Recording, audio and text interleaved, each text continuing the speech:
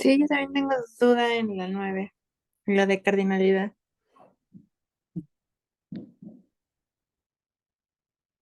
¿Ya vieron un poquito de cardinalidad?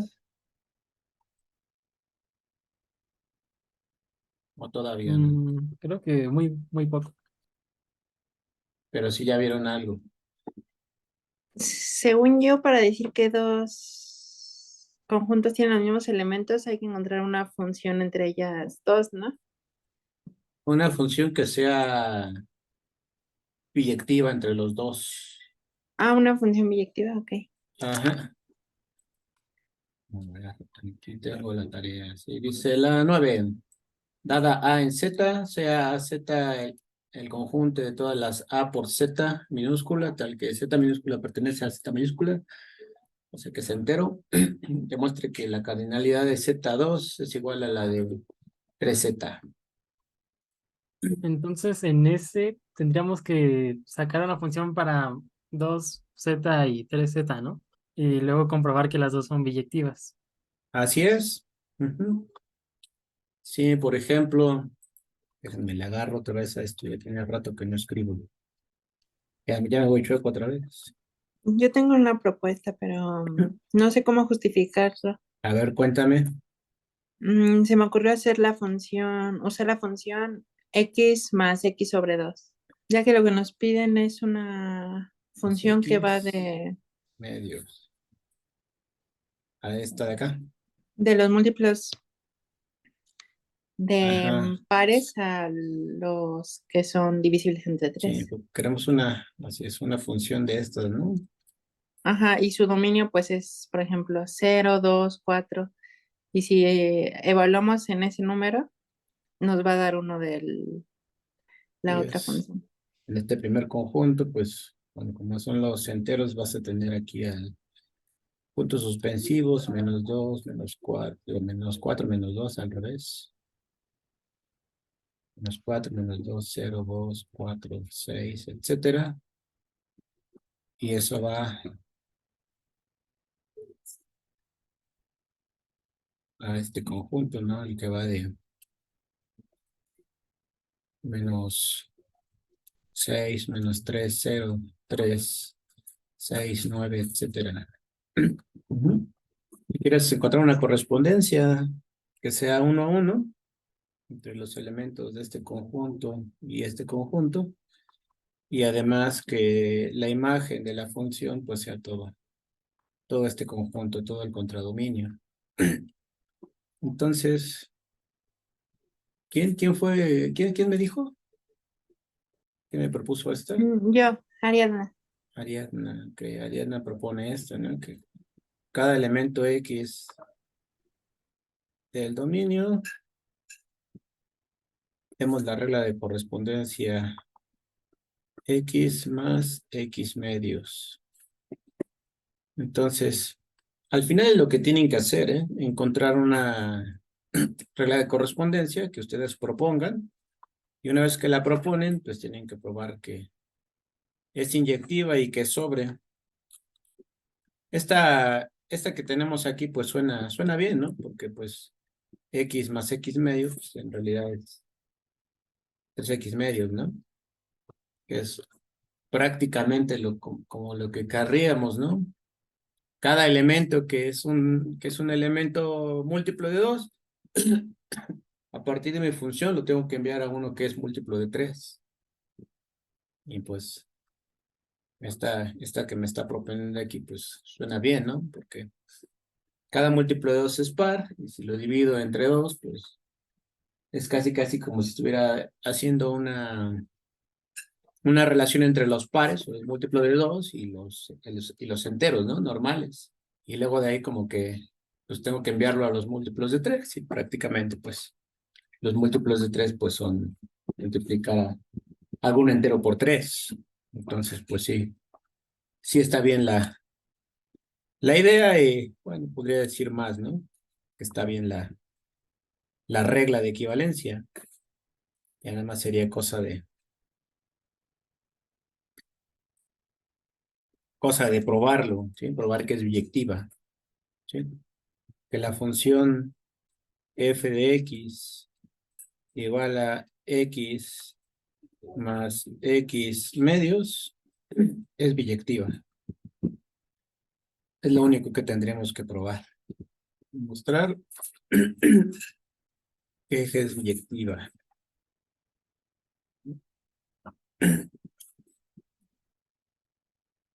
Y bueno, sí, ahí piénsenlo. Ahí, con la que propone Ariadna, analícenlo. Sí, yo aquí les iba a poner justo un ejemplo similar, ¿no? El de N y 2N, que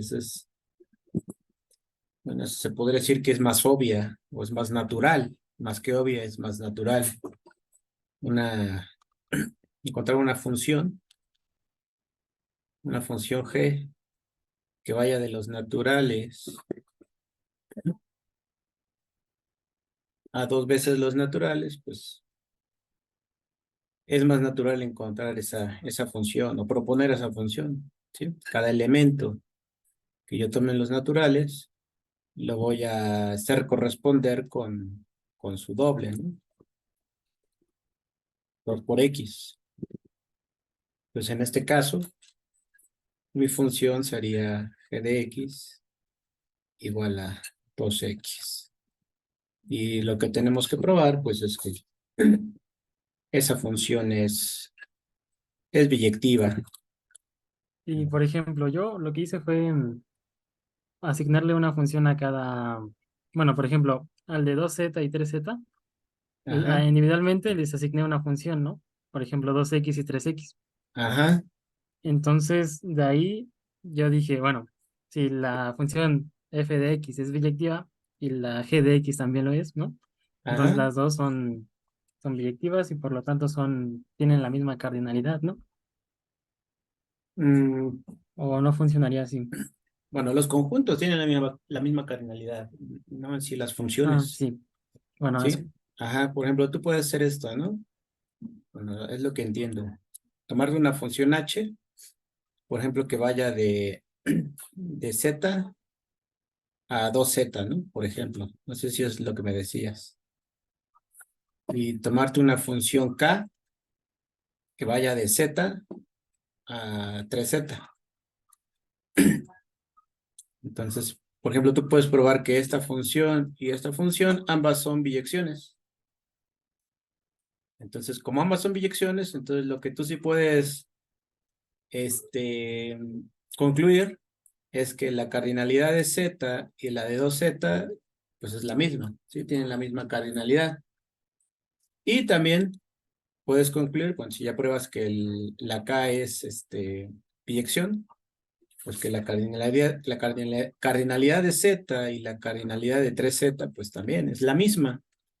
Ahí bien lo que podrías hacer sería, pues, tienes de dos, ¿no? Simplemente decir por transitividad, como la cardinalidad de 2z es igual a la cardinalidad de z y la cardinalidad de z es igual a la de 3z, pues entonces 2z y 3z tienen la misma cardinalidad. Ujú.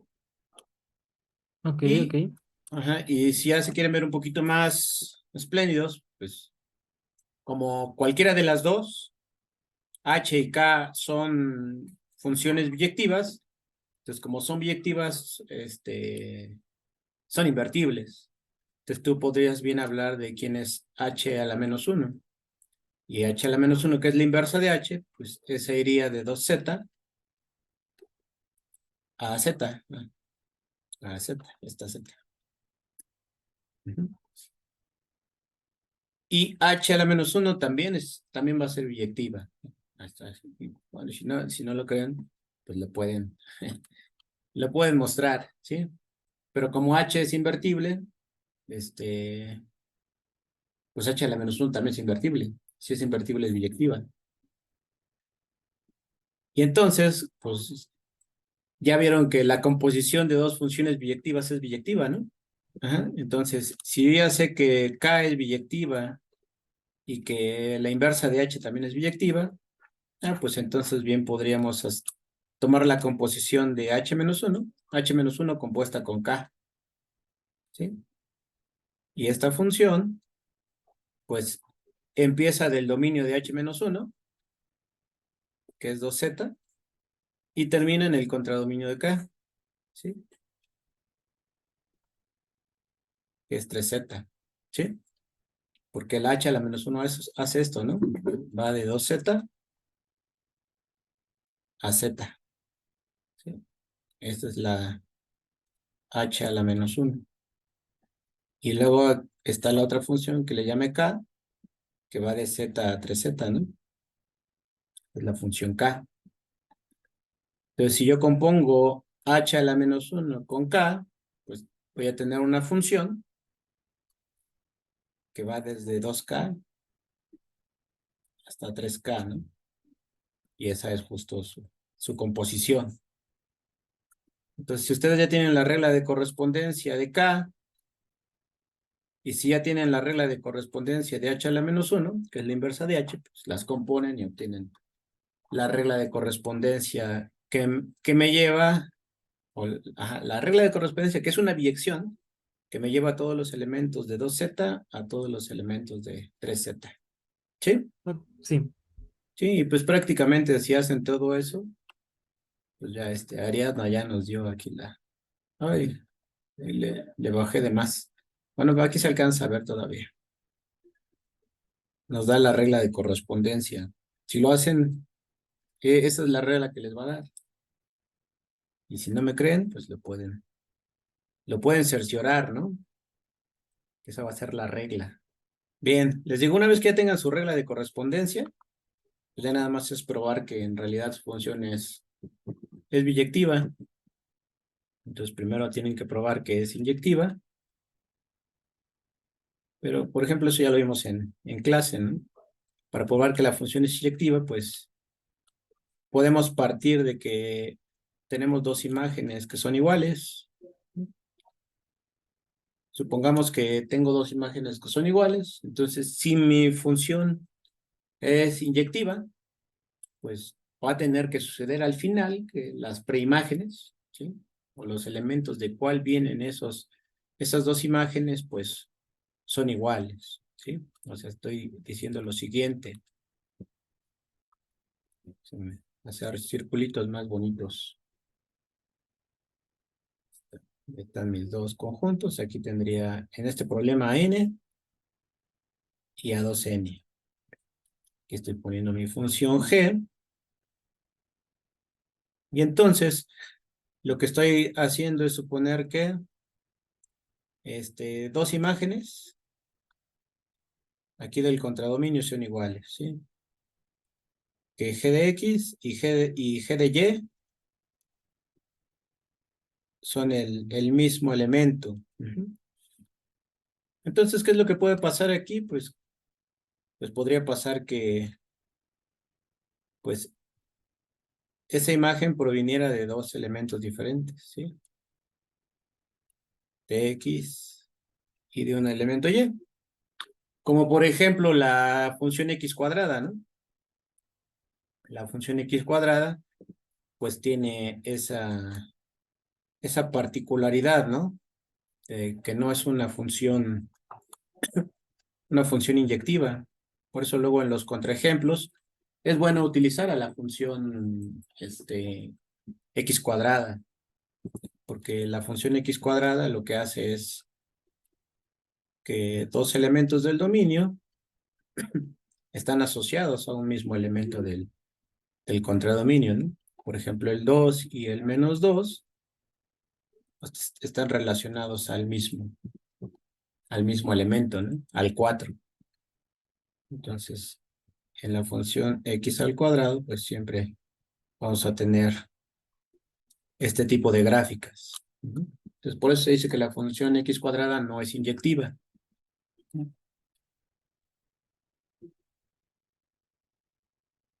Entonces, pero nosotros, para mostrar que sí es inyectiva, pues tenemos que probar que si las imágenes son iguales, las preimágenes tienen que ser iguales.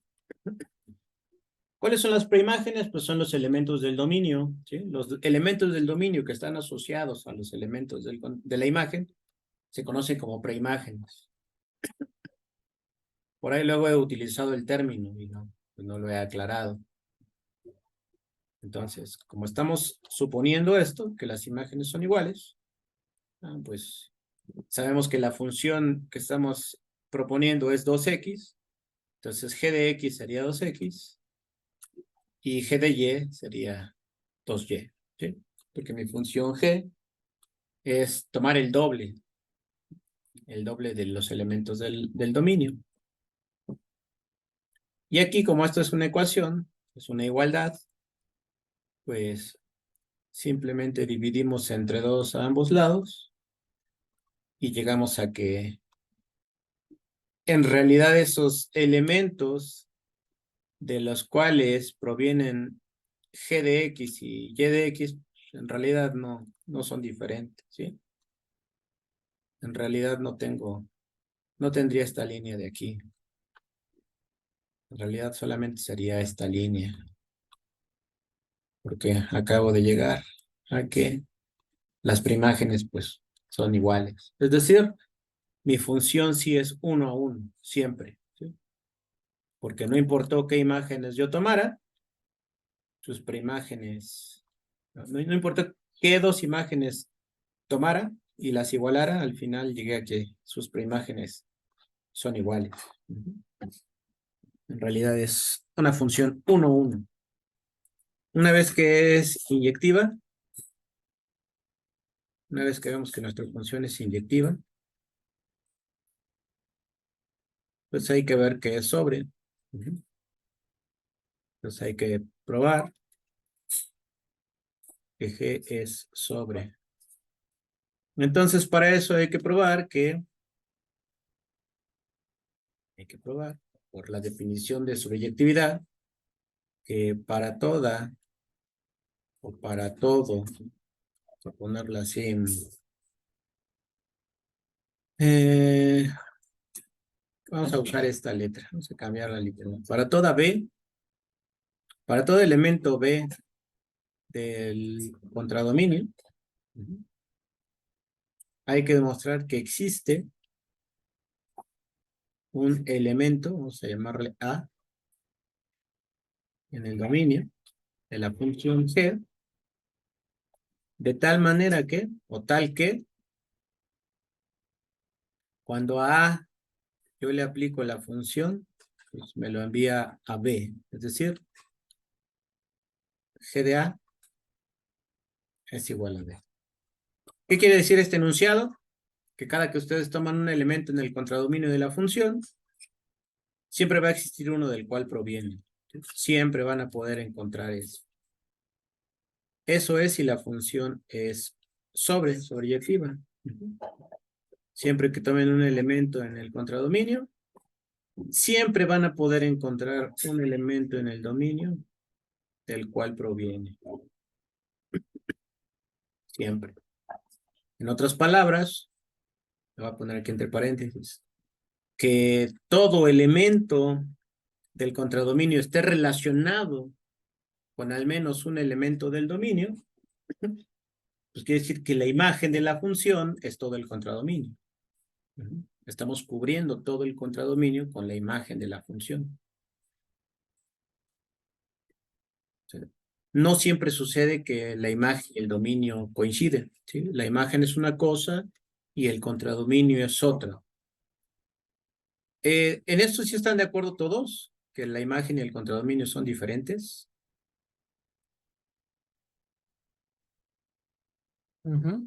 ¿Sí? Sí. Ok. De todas maneras, aquí hago una observación rápida. Estos cuadritos son observaciones, ¿eh? Mi función G hace lo siguiente, ¿no?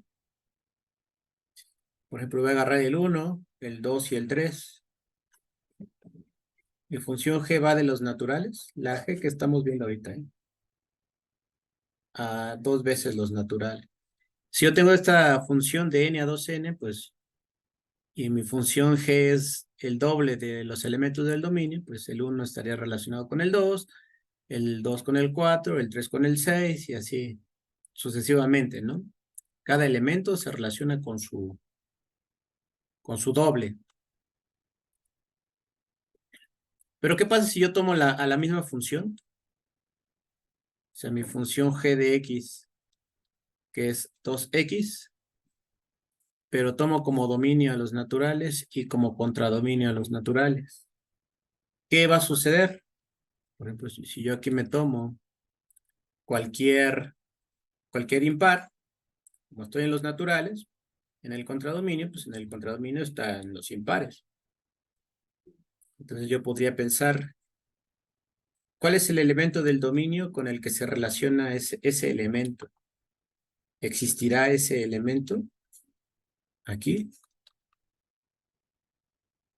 Con esa función, con la función 2x. No, pues no, porque se supone que si le aplicas la función a X, significaría que en los naturales existe la mitad de 3, ¿no? Así es. Si lo quisiera aplicar a la función, así es. Aquí tendría que existir este número, ¿no? El 3/2, el 3 medios. Ese número, cuando yo lo evalúo en la función, pues sí me daría como imagen el 3, ¿no? Pero pues este no es natural. Mi dominio son los naturales. Y ese número de ahí no pertenece a mi dominio.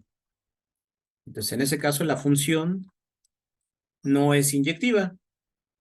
Y si se dan cuenta, pues solamente bastó con variar el contradominio. En el primer lugar, con el primer ejemplo, el contradominio es 2n y en el segundo es n.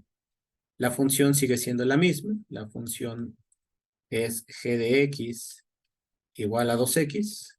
¿Sí?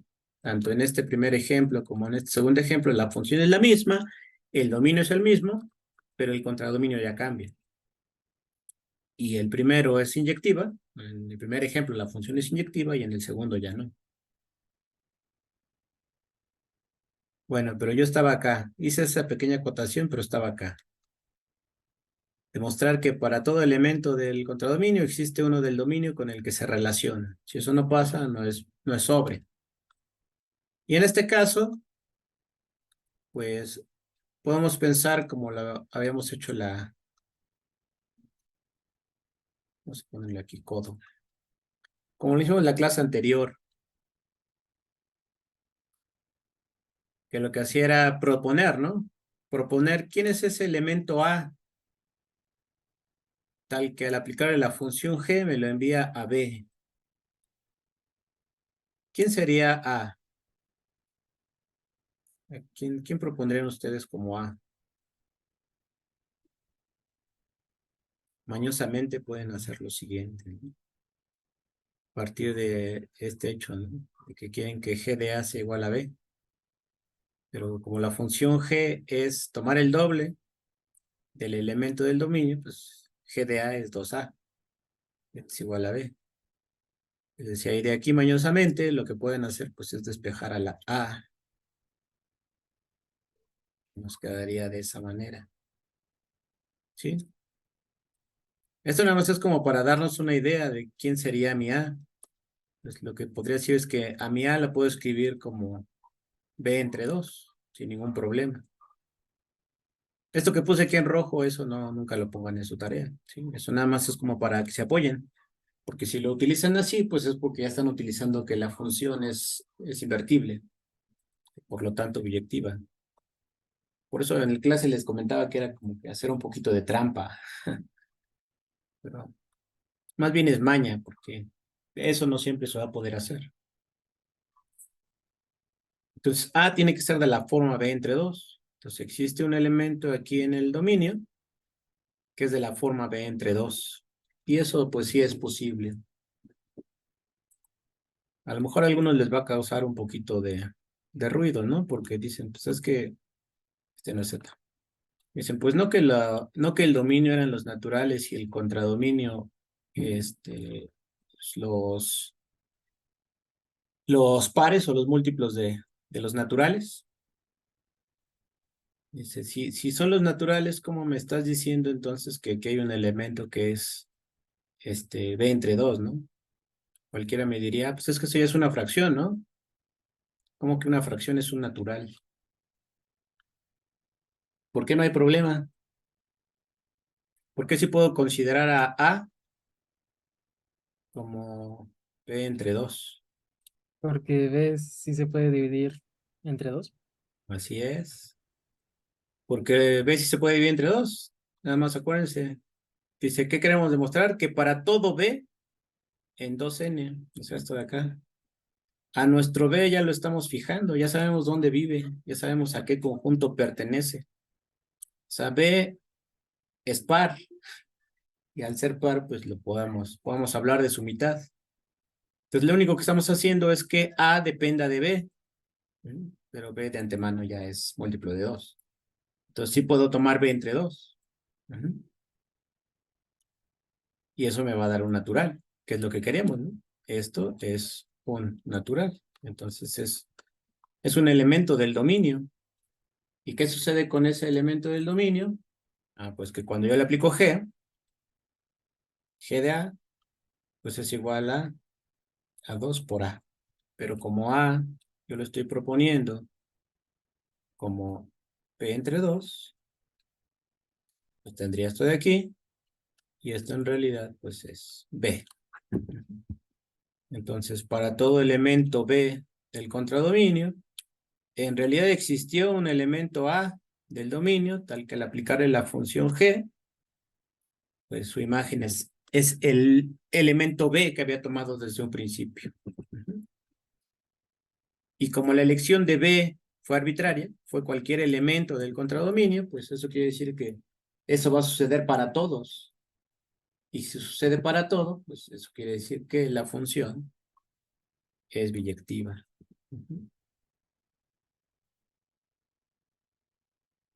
Entonces, como B, vamos a decir, fue elegido de manera arbitraria, coma, todo elemento de 2z tiene preimagen en n, perdón. Estamos en nuestro ejemplo de el que yo puse, no en el de la tarea.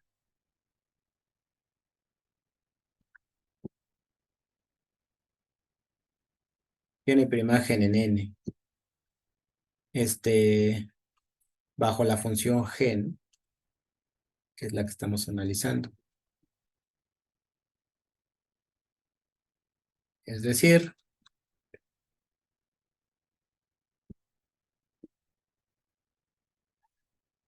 G es sobre. Y como G es inyectiva y también G es sobre, entonces inyectiva más sobre, pues es G biyectiva. No tienen duda. Déjenme plantearles un problema y ahorita, si tienen más dudas, me dicen, ¿sí? Por ejemplo, les voy a dar una ecuación. X menos 2 por X más 1/2 por X más 7, que es más 7, por X menos la raíz de 2 por X más Y. El número imaginario Y. Esta. Es una ecuación de quinto grado que hacen la multiplicación de los binomios. Les va a dar una expresión de quinto grado. Igualado a 0, es una ecuación. La pregunta es la siguiente.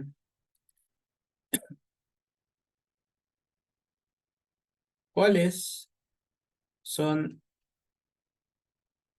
las soluciones de la ecuación? Esa es la pregunta. Tengo esa ecuación, La pregunta es cuáles son sus soluciones. A ver, díganme, ¿cuáles son las soluciones? Eh, por ejemplo, bueno, me imagino, puede ser cuando x valga 2, cuando x valga menos un medio, cuando x valga menos 7, cuando x valga raíz de 2 y cuando x valga menos 1, menos i, ¿no? Menos 7, raíz de 2 y menos i. Vamos a ponerlo así. Como son muchos valores, vamos a meterlos en un conjunto. Así. ¿Sí? ¿Eso es lo que me decías? Y así, pues, como es una multiplicación, pues, si alguno de esos 5 valores te da 0, pues se anula todos los demás, entonces te da 0 al final. Satisface la ecuación. Así es. ¿Qué opinan los demás? ¿Están de acuerdo o hay alguien que no esté de acuerdo?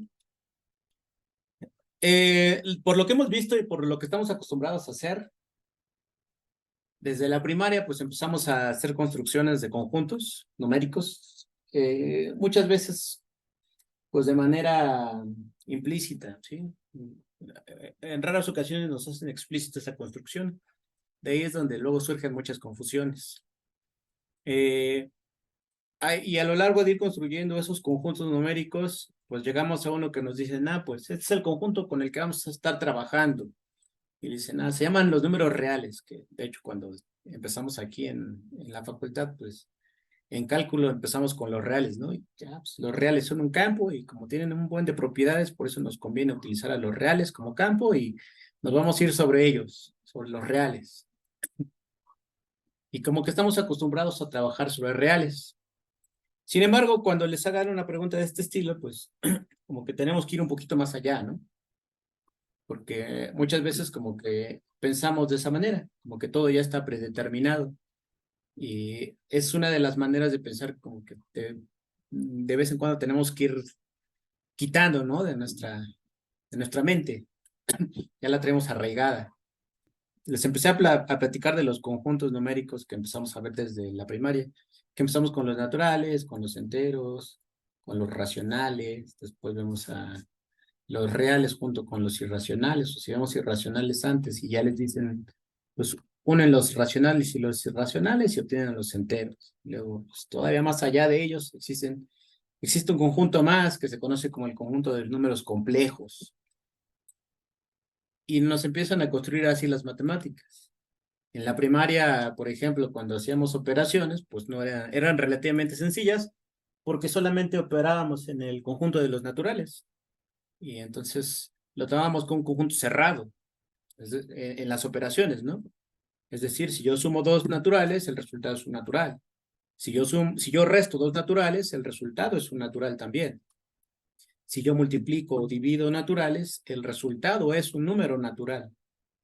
Entonces, en la primaria, por eso las matemáticas no eran tan complicadas, porque trabajábamos sobre los números naturales, pero los tomábamos como cerrados en sus operaciones, ¿sí? Yo opero dos elementos del conjunto y el resultado vuelve a estar dentro del conjunto. Sin embargo, ¿dónde empieza a haber problemas? Pues cuando ya rompes la cerradura de los naturales y te dicen, pero pues ahora puedes hacer operaciones como estas, ¿no? 2 menos 7.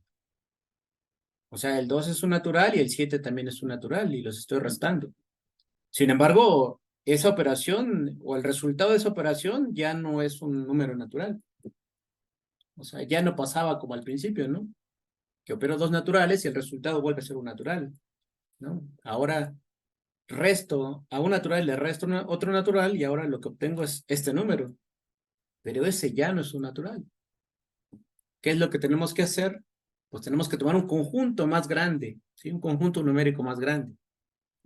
Y ahí es donde nos dicen, pues ahora te explico que, sí, que existe un nuevo conjunto que se llama los números enteros. Y ahora sí, la resta ya va a ser, va a ser cerrada.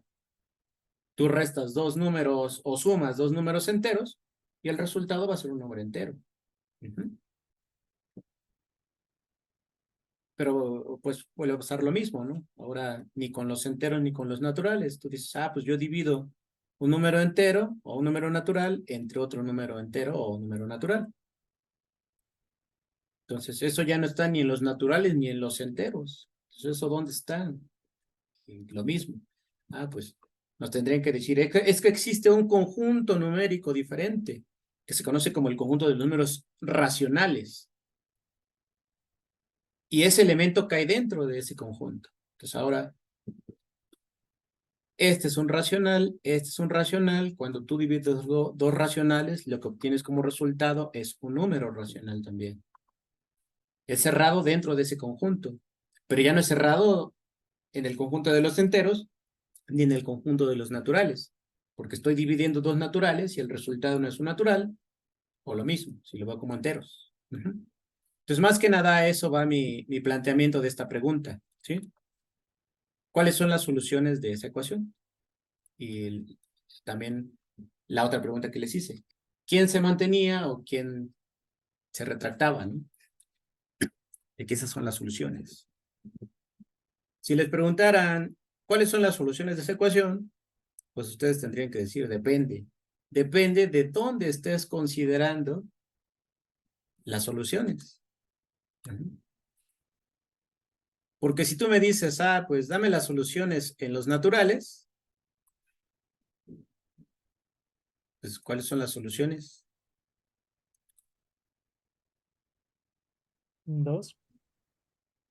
Si solamente es en los naturales, pues entonces la única solución para esa ecuación, pues es el 2. Las otras no van a ser soluciones para esa ecuación si yo solamente considero el conjunto de los naturales. Pero si les digo, no, pero ahora dame las soluciones de esa ecuación, pero ahora en el conjunto de los enteros, ¿sí? Entonces ahora sí me dicen, pues como los enteros contienen a los naturales, pues la solución que ya tenía, pues me sirve. Y además, pues ya puedo considerar esta, ¿no? Entonces las soluciones, considerándolas en el conjunto de los enteros, pues serían esas, ¿sí? Y así tendríamos que ir contestando. Si me dicen, pues los reales, ¿no? Por ejemplo, si quieres las soluciones en el conjunto de los números reales, pues entonces las soluciones a esta ecuación, pues serían el 2, el menos un medio, el menos 7 y la raíz de 2.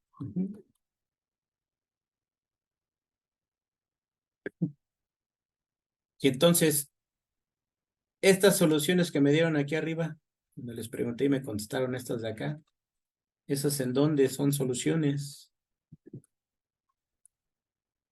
¿En qué conjunto?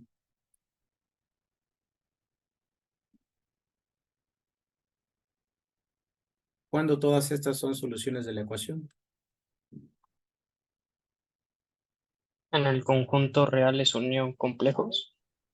Sí, más bien los complejos, ¿sí? Sí puedes ponerlo así como reales unión complejos, pero al final los reales están contenidos en los complejos. Entonces, si los unes, pues acuérdate que ahí te van a dar los complejos, ¿sí? Al final, porque uno es conjunto del otro. Entonces, es importante considerar el conjunto, ¿sí? En donde estemos trabajando, el conjunto de referencia. Porque muchas veces lo que hacemos es como que, pues considerar que el conjunto siempre es el mismo. Y eso no siempre va a suceder. Y ya lo vimos con la función de hace rato, ¿sí? Con la función como la planteé aquí arriba, en estos recuadritos de acá. Es la misma función, la función 2x, pero en un caso la función sí es inyectiva y en el otro caso la función no es inyectiva. ¿Y eso de qué dependió? Pues simplemente del conjunto contradominio en cada caso. En un caso el contradominio era 2n y en el otro era n. Y ya por ese simple, sencillo hecho, una función va a ser inyectiva y la otra no va a ser inyectiva. Y es buen ejercicio, por ejemplo, lo que les dije, considerar a la función x cuadrada como una función que no es inyectiva. Por ejemplo, esto yo se los dije. g de x igual a x cuadrada es una función que no es inyectiva. ¿A qué me estoy refiriendo con que la función x al cuadrado no es inyectiva? Pues me estoy refiriendo a que estoy tomando una función como usualmente se toman en cálculo. En cálculo, bueno, seguramente, yo supongo que ya lo vieron. En cálculo, cuando empezamos a trabajar con las funciones que utilizamos en el cálculo se llaman funciones reales de variable real. Funciones reales quiere decir que la imagen de esa función va a ser un número real. ¿Sí? Cuando decimos funciones reales, es porque esa función solamente me va a estar arrojando reales. ¿Sí? Cada que yo le meto algo a esa función, me arroja un real. Le meto otra cosa, me arroja un real. Entonces es una función real de variable real, pues quiere decir que los elementos que yo le voy a estar metiendo a esa función, o sea, los elementos del dominio, también son reales. Entonces, siempre que tengo una función de R en R, de los reales a los reales, se dice que tenemos una función real, voy a poner aquí función real de variable real. Y entonces, generalmente cuando decimos que G no es inyectiva, pues es porque la estamos considerando como una función de R en R. Pero a ver, ¿qué harían ustedes para que la función G sí fuera inyectiva? Y esto tiene que ver con los conjuntos. Vamos a ponerle aquí G'. ¿De dónde a dónde tendría que ir G'? De tal modo que la función G', es esta, ¿sí? También G de X igual a X al cuadrado. Es la misma función que G. Pero yo quiero que esta sí sea inyectiva. Inyectiva. ¿Qué tendrían que hacer para que sea inyectiva la función G'? Pues podría ser que restringamos el conjunto de los racionales positivos hacia racionales positivos igual. Bueno, reales, ¿no? Ajá. Bueno, sí, reales positivos. O Ajá. reales positivos. Así es. Simplemente hay que hacer una restricción. Hay que restringir los reales, la función que vaya de los reales positivos. Ahí puede ser a los reales positivos. Si tú lo pones a los reales positivos, pues prácticamente lo que estarías obteniendo sería una biyección. En este caso solo me interesa que sea inyectiva. Podríamos dejarlo así. De los reales positivos a R.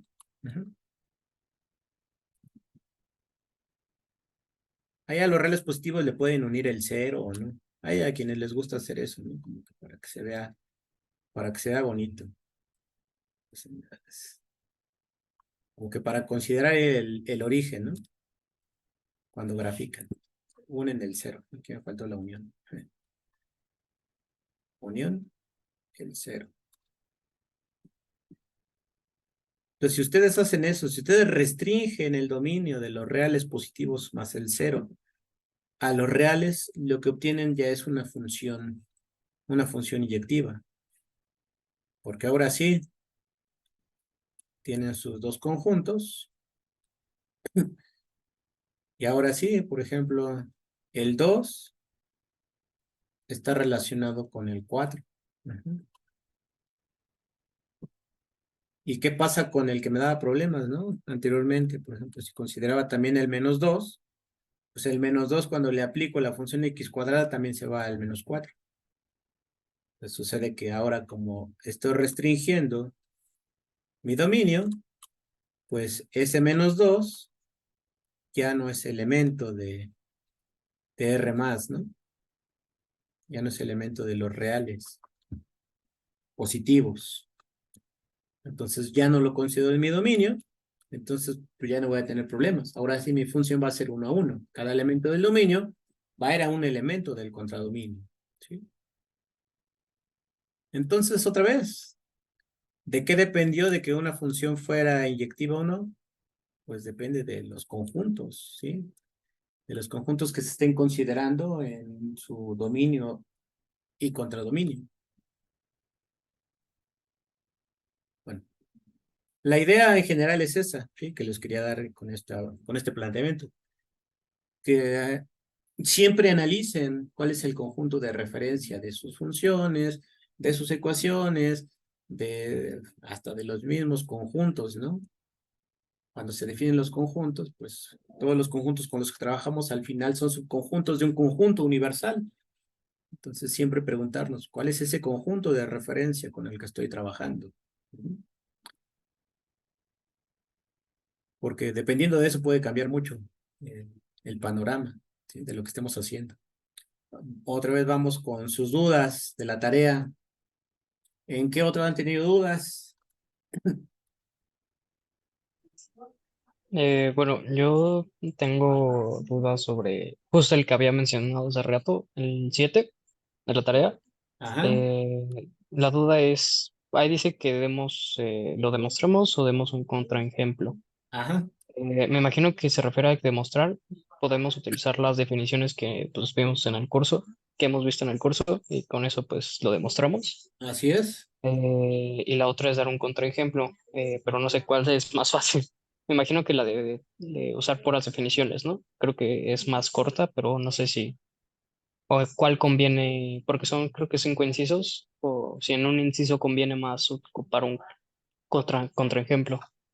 Ah, cuando tú crees que una proposición es verdadera, entonces se puede demostrar. Entonces es demostrarla. Cuando las proposiciones tú crees que son verdaderas, es hacer tu demostración. Cuando tú creas que una proposición es falsa, es cuando buscas un contraejemplo, ¿sí?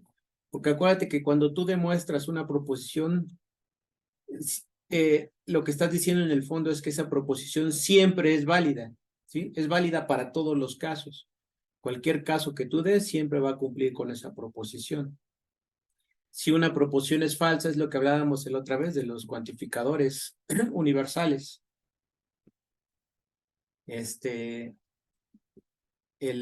Si tú quieres negar un para todo, pues existe, ¿sí? Existe alguno.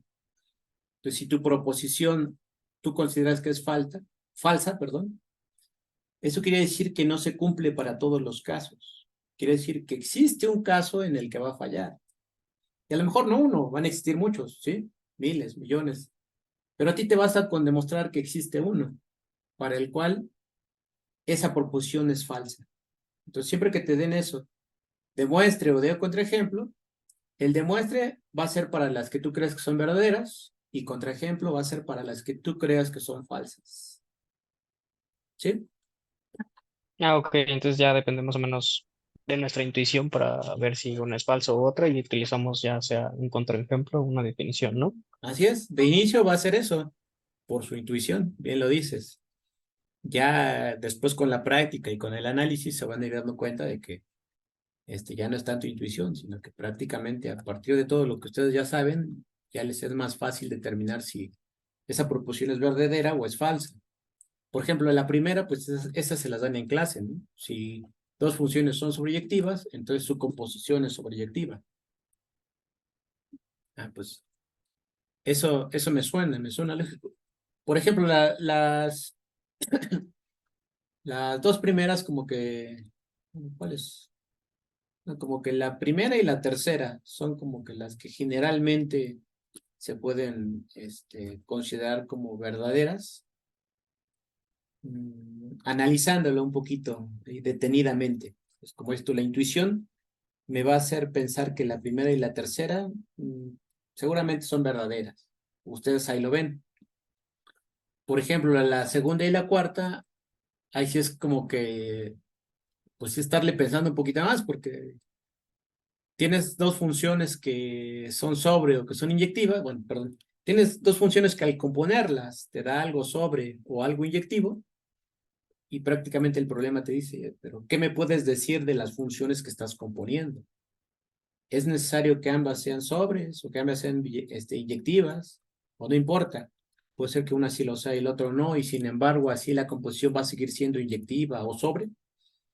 Entonces eso es lo que sugiere en este tipo de problema. Por ejemplo, el tercero, ¿no? Que les decía, que dice esto. Dice, si F compuesta con G es inyectiva, entonces F es inyectiva. Entonces ahí es donde tienes que analizar a partir de todo lo que sabes. Y bueno, al menos yo empezaría así, ¿no? Y ya ustedes me dirán, ok, tengo dos funciones que estoy componiendo, entonces voy a partir con mis dibujitos, ¿sí? Que es una buena manera de ver a la composición. Entonces me dice, primero estoy aplicando la F y después estoy aplicando la G, ¿no? Eso quiere decir que cada elemento X que yo tome aquí, en el dominio de F, pues eso me lo va a enviar aquí a un F de X, ¿sí? La imagen de X en F. Pero como ese F, estamos suponiendo que cae en el dominio de G, en este caso porque se puede hacer la composición, pues yo le puedo aplicar la función G, ¿sí? Y eso me lo va a enviar a la imagen del elemento F de X, o sea, G de F de X. Y entonces, primero recuerdo eso, ¿no? Que mi composición hace ese tipo de cosas, ¿sí? Relaciona tres conjuntos a partir de dos relaciones, haciendo algo así como una transitividad. Pero ahora me dice, supón que tu función composición es inyectiva. La función composición ya es la función que va desde el primer conjunto hasta el tercero, ¿sí? O sea, saltándose el de en medio, ¿no? Prácticamente. Este ya sería F compuesta con G. Y mi hipótesis me dice que F compuesta con G es inyectiva. Es decir, mi función es 1, 1. Cada elemento del dominio de la función composición está asociado a uno solo del contradominio de la función composición, F compuesta con G. La función es 1 a 1. ¿Qué me pide la proposición? Muestra que F tiene que ser inyectiva, o que la F es inyectiva. Y entonces ahí procedemos a hacer nuestros análisis a partir pues de lo que ya sabemos, o sea, de la experiencia que pues vamos adquiriendo, ¿sí? Ustedes a lo largo de estos días, porque solamente llevan unos días algunos de ustedes en la facultad. Si alguno está recursando, pues a lo largo de estos semestres o de uno o varios semestres que hayan llevado, pues pueden pensar lo siguiente, ¿no? Quiero probar que F es inyectiva. Pues una de las maneras que vimos de demostración es como que por contradicción, ¿no? ¿Qué pasaría si mi F no fuera inyectiva? Si mi F no fuera inyectiva, entonces, pues por ahí habría dos elementos, vamos a llamarle A y B, en el dominio, de tal forma que esos dos elementos están relacionados a uno mismo, ¿sí? Vamos a llamarle Z. Entonces, eso ya querría decir que mi función no es inyectiva. Mi función ya no es 1 a 1. Porque ya tengo estoy exhibiendo dos elementos del dominio de F que van a 1 del dominio igual a la imagen de F, al contradominio. Ok. Pero como al final quiero fijarme en la composición, pues entonces por ahí va a existir una función G que a ese Z, pues por ahí me lo va a enviar a G de Z, ¿no? Por acá. G de Z.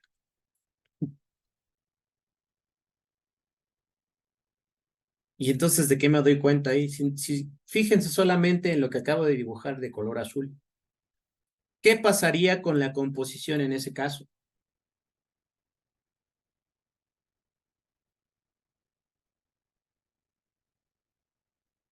¿Qué pasará con la composición si solamente consideran lo que puse en azul? Y recuerden que la composición ya va desde el primer conjunto hasta el último. Si quieren, vamos a ponerles nombre. Podríamos suponer que A es igual a B, ¿no? Porque ya de hipótesis tenemos que la composición es inyectiva. Ujú. Así es. Entonces, como me dice de hipótesis que la función f compuesta con g es inyectiva, pues como yo estoy tomando que las imágenes de A, bueno, vamos a ponerlo así, lo voy a escribir para que no solamente quede ahí en la imaginaria. Nosotros sabemos que f de A es igual a Z y también estamos tomando que f de B es igual a Z. Eso en lo que puse de color azul. Pero después a esto yo le apliqué la G. ¿Sí? G de f de A es igual a G de Z y G de f de B es igual a G de Z. Pero pues G de Z es igual a G de Z, ¿sí? O sea, este es igual a este. Y entonces por transitividad, pues eso quiere decir que G de f de A es igual a G de f de B. ¿Sí? O sea, esto me lleva a esto, ¿no? Por definición. G compuesta de f de A. Bueno, f compuesta con G, perdón. De A y de B. Y esto sí ya me lleva a que A es igual a B. Ujú. Entonces, en realidad, A y B son iguales, ¿sí? Son la misma. ¿Y eso qué querría decir de F? ¿Eso qué querría decir de F? Que también es inyectiva. Pues que también es inyectiva, ¿no? Porque yo partí que dos elementos A y B de F son diferentes, pero que van a dar a la misma imagen. Pero a partir de todas las hipótesis que yo ya tenía, pues me di cuenta de que en realidad A y B son iguales. Eso quiere decir que en realidad estos dos elementos que van o que están relacionados a este set de aquí, pues no son diferentes, es el mismo. Eso quiere decir que la función es 1 a 1, entonces. Eso quiere decir que f es 1 a 1. Y entonces, pues ya podrían decir, pues entonces, la proposición 3, que dice que si la composición de dos funciones es inyectiva, entonces f es inyectiva, pues es verdadera. ¿Sí? Y eso es a partir de hacer un análisis. Y si ya llegué a que es verdadera, pues ahora sí, me dispongo a hacer mi demostración. Ya la G es así, ya a lo mejor no me importa, ¿sí? A lo mejor por ahí se pueden componer las cosas en un momento. ¿Sí? A lo mejor no es necesario que la G sea inyectiva, pero la F sí. Ahí sí me puedo dar cuenta de que la F sí es necesario que sea inyectiva. Ok, sí, gracias. ¿Sí? Y esa es la de inyectiva. Sí, es que por ahí viene otra, ¿no? Que es la última. Que dice que si F compuesta con G es inyectiva, que es lo que le estoy mencionando, ¿no? Entonces, G inyectiva.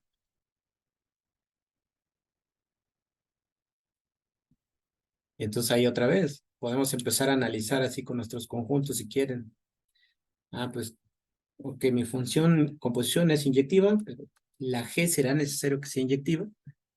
Y a partir de estar analizando, pues pueden ustedes pensar en que si es verdadera, pues lo concluyen y tratan de demostrarlo, o a lo largo de estar analizando dicen, no, es que no, me parece que no. Pues ese me parece que no es buscar el contraejemplo. Es decir, buscar una función f inyectiva y una función g no inyectiva, de tal manera que cuando las compongan, lo que obtengan, pues sea una función inyectiva. Entonces, podrá pasar eso, que la F sea inyectiva, la G no, pero al componerla sí sea inyectiva. Si esas funciones existen, pues eso ya es un contraejemplo a la proposición. Y ya pueden decir que la proposición es falsa. Bien, serán iguales esos dos conjuntos.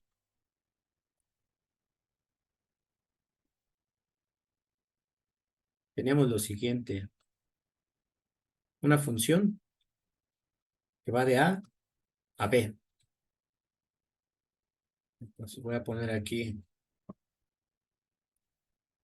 dos dibujitos. Dos diagramas. Bueno, tres son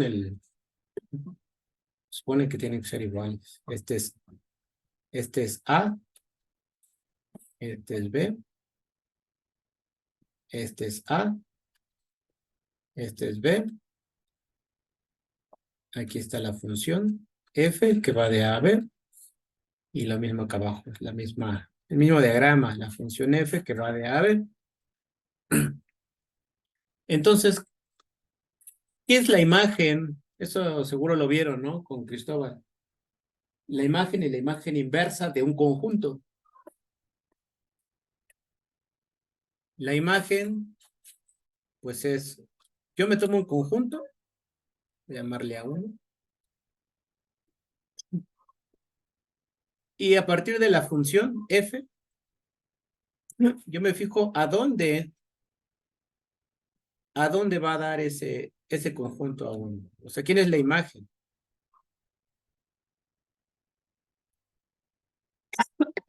¿Quién es la imagen de todo ese conjunto? Es por eso que cuando le escriben la imagen de un conjunto, les ponen que la imagen de un conjunto son todos los yes que están en el contradominio de F. Voy a ponerle así cos de codominio de la función, de tal forma, tal que y es f de x, o sea, y es imagen de alguna f de x, es la imagen de alguna x, perdón, donde x forzosamente tiene que estar en el conjunto A1. Es decir, son todas las imágenes y de todos los elementos de A1. Esa es la imagen directa.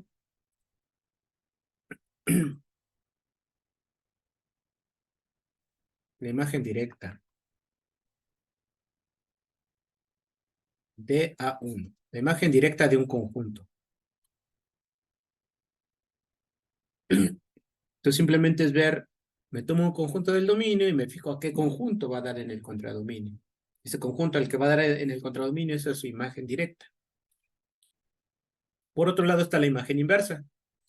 Y la imagen inversa tiene que... no es la inversa, no es la función inversa, eso tengan cuidado. No es la función inversa, es imagen inversa. Tanto la imagen directa como la imagen inversa, ambos son conjuntos. Es importante que lo sepan. Son conjuntos. No es la función inversa. ¿Cuál es la imagen inversa? Ahora es al revés. Ahora me voy a tomar un conjunto B1 en el contradominio de la función y su imagen inversa es aquel conjunto del dominio, de tal manera que cuando a ese conjunto del dominio ustedes le aplican la función, pues cubre exactamente al conjunto B1. Y a ese conjunto, ¿dónde estoy? Aquí estoy. Y a este conjunto se le llega a denotar de esta manera. F a la menos 1 del conjunto B1 en este caso. Esa es la imagen inversa. Ambos, la imagen inversa y la imagen directa, son conjuntos, ¿sí? La imagen inversa de B1 Es el conjunto de todas las X en el dominio de la función, dominio, tal que, o de tal manera que, f de X sea un elemento de B1. O sea, ¿quiénes son todos los elementos del dominio que al aplicarle la función, su imagen cae en B1? Ah, pues todos los elementos cuya imagen cae en B1 son los que pertenecen a la imagen inversa.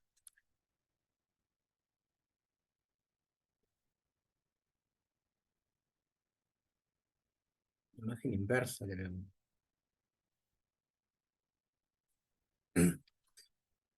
Entonces, ambos, este y este, ambos, importante, es importante, ambos son conjuntos. No son funciones, son conjuntos. La imagen directa y la imagen inversa son conjuntos. Aunque vean la f a la -1, no es la inversa, es la notación que se está ocupando para hablar de un conjunto. Y entonces la pregunta que le estoy haciendo aquí arriba es que si la imagen directa de la intersección será igual a la intersección de las imágenes directas de A1 y A2. Aquí puse A1 aquí, es A2. La imagen directa de la intersección de A1 sería igual a la intersección de las imágenes directas de A1 y de A2. ¿Qué dicen? ¿Sí o no?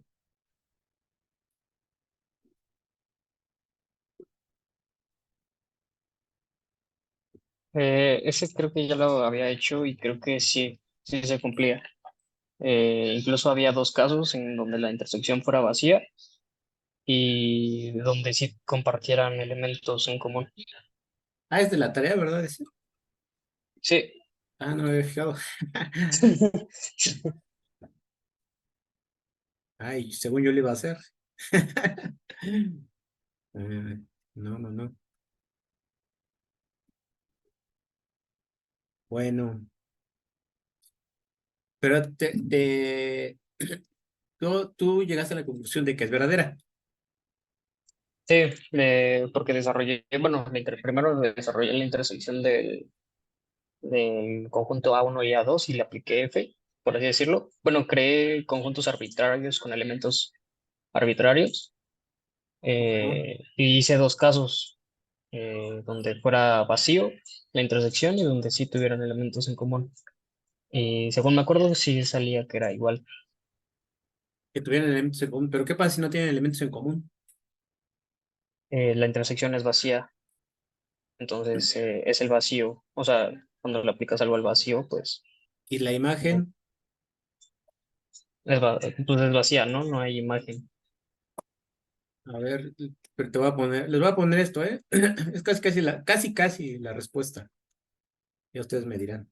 Entonces, suponte que tienes una función f,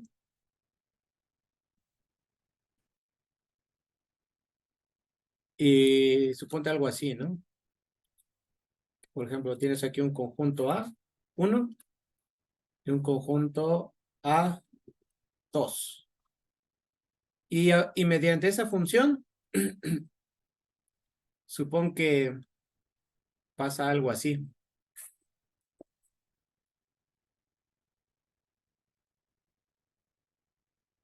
Aquí vas a tener la imagen de A1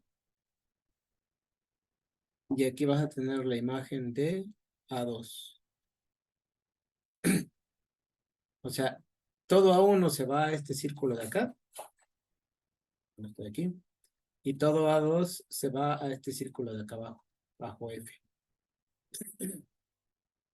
¿Qué pasa con A1 intersección A2? ¿A qué es igual a 1? Vacía. Es vacío, ¿no? ¿Y qué pasa con F de A1 intersección F de A2. Eso sí, así, ok, ya entendí. Esta ya es diferente de vacío, ¿no? Entonces, eso quiere decir que si pueden existir ese tipo de casos, pues entonces no siempre se va a dar la igualdad. Entonces, en realidad habría como 4 casos.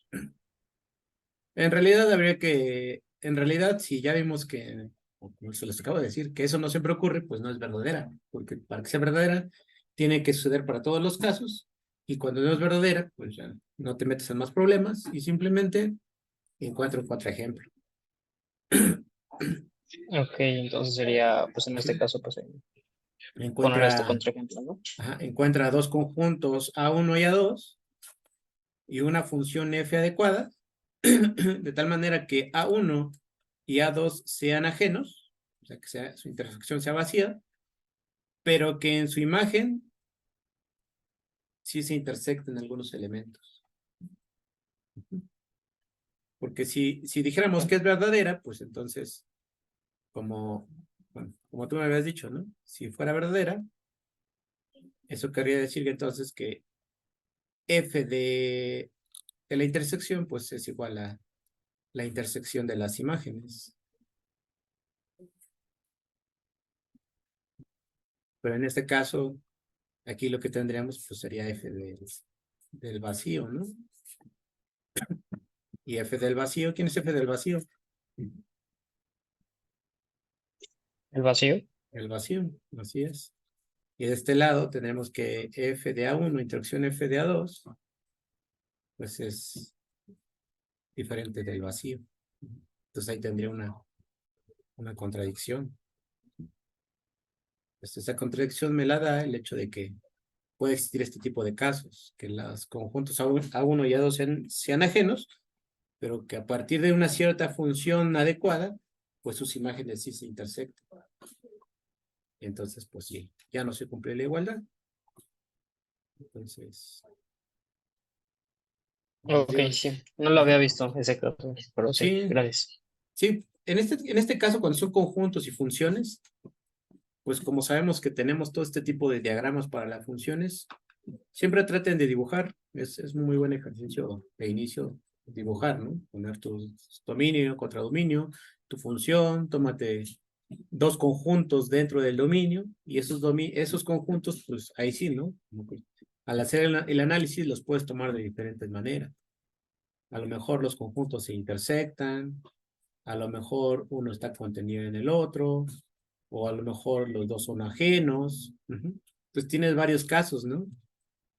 Así como que qué pasa en cada uno, y luego búscate una función, de tal manera que pues, a lo mejor en el contradominio igual sean ajenos, se intersecten, o que igual siga habiendo contención, no sé. Eso ya es parte del análisis. Existirían muchos casos, pero son parte del análisis como para ver si en realidad la función, para ver si en realidad la propiedad que me está pidiendo es verdadera o no. Es decir, para saber si esta igualdad siempre se cumple o no se cumple. Sí, es como que hacerte tus dibujitos y considerar todos los casos. Yo aquí me fui ya directamente con el caso en el que los conjuntos son ajenos. Como que para más rápido. Pero bien pudimos haber ido analizando caso por caso. Así como que, a ver, vamos a ver cuándo se intersectan aquí. ¿Qué pasa en el contradominio? Y si quiero que y si no se cumpliera, tendría que ver un contraejemplo, y para encontrar ese contraejemplo tendría que pasar lo siguiente, ¿no? Si yo tomo mis conjuntos así de inicio, para que no se cumpla, ¿qué tendría que pasar en el contradominio? Y no sé, te das cuenta de que, bueno, pues si se intersectan acá, allá también, pues cabe la posibilidad de que sí sea verdadera, ¿sí? Analizo y lo mismo, ¿no? Me parece que todo va bien. Pero ya cuando llegue este caso, de repente voy a decir, bueno, aquí son ajenos, pero cuando los envío por la función al contradominio, pues se pueden intersectar. Eso puede pasar si la función, por ejemplo, si la función no es inyectiva, eso puede pasar. Y entonces eso ya truena con mi igualdad. Entonces, bueno, pues ahí no se cumple siempre y aquí está mi contraejemplo. Ya nada más tengo que ver quién es A, quién es A1, quién es A2 y quién es F. Y ya tendrías tu otro ejemplo. ¿Sí? Demostrar que la imagen inversa de la intersección es la intersección de las imágenes inversas. F a la menos 1 de B1, intersección F a la menos 1 de B2. Entonces, como este es un conjunto, este es un conjunto, este es un conjunto, la intersección de conjuntos es un conjunto, lo que tengo aquí es una igualdad de conjuntos. Pues, ¿cómo demostramos las igualdades de conjuntos? Ah, pues me tomo un elemento de aquí y demuestro que también está acá, una contención. Y después me tomo un elemento de este conjunto y demuestro que está en el otro conjunto, otra contención. Entonces, generalmente este tipo de problemas se demuestran por doble contención, porque es la igualdad de dos conjuntos.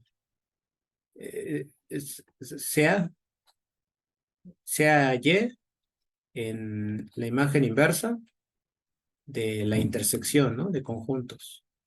Y ahí ustedes es lo que tienen que ir utilizando, tienen que ir utilizando las definiciones. ¿Qué quiere decir que Y pertenece a la imagen inversa de la intersección de B1 y B2? Sí, ustedes me lo van diciendo, yo lo voy escribiendo. ¿Qué quiere decir que Y pertenece a la imagen inversa del conjunto B1 intersección B2?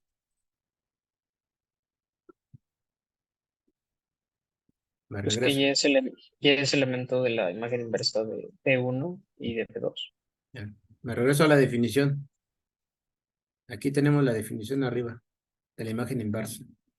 La imagen inversa es el conjunto de todos los X del dominio, tal que cuando yo le aplico la función a esa X, su imagen cae dentro de B1.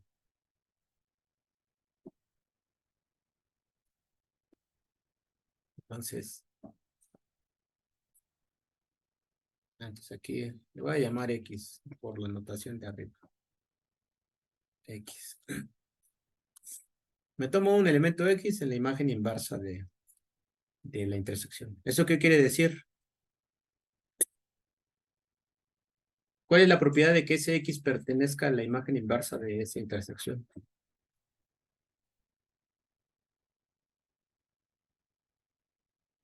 Aquí están, ¿no? Esa X es parte del dominio y que al aplicarle f de X te manda a la intersección de B1 y B2. Esta sería la importante, ¿no? O sea, esta X del dominio de F pertenece a la imagen inversa. ¿Por qué pertenece? Ah, pues porque cumple esto, ¿no? Cumple esta propiedad, satisface esta propiedad. Esta es la importante. Entonces aquí era lo mismo, ¿no? Que X pertenezca a la imagen inversa de la intersección de B1 y B2. Pues pertenecer a ese conjunto, pues significa que debe de cumplir esta propiedad, ¿no? Que F de X, que su imagen pertenezca a este conjunto, ¿cierto? Y esto simplemente es por la definición de la imagen inversa. ¿Sí están de acuerdo todos?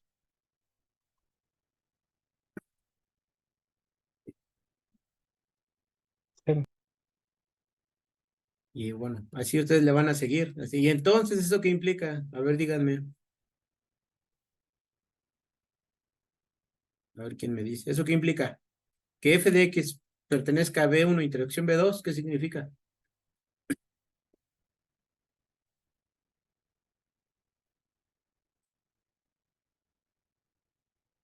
Es una Pues que está en B1 y que está en B2, ¿no? Así es. ¿Y eso por qué?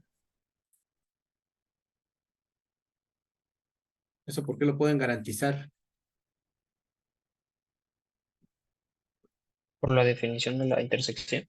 Así es, por la definición de la intersección de conjuntos. Entonces, todos los pasos que vayan haciendo siempre los tienen que ir justificando, siempre. Entonces, el primero fue por la definición de la imagen inversa. El segundo por la definición de la intersección. Voy a poner así, definición de f a la menos 1 como conjunto. Bueno, mejor lo pongo adelante porque aquí los voy a confundir nada más. Si lo dejo acá.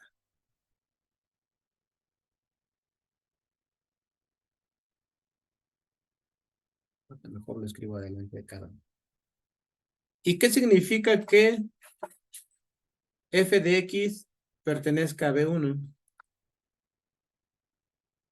Esta primera. ¿Qué significa? O a partir de esta condición de que f de x pertenece a B1, ¿qué puedo decir a partir de eso? ¿Qué puedo decir de x a partir de eso? ¿Qué puedo decir de x a partir de que su imagen está en B1?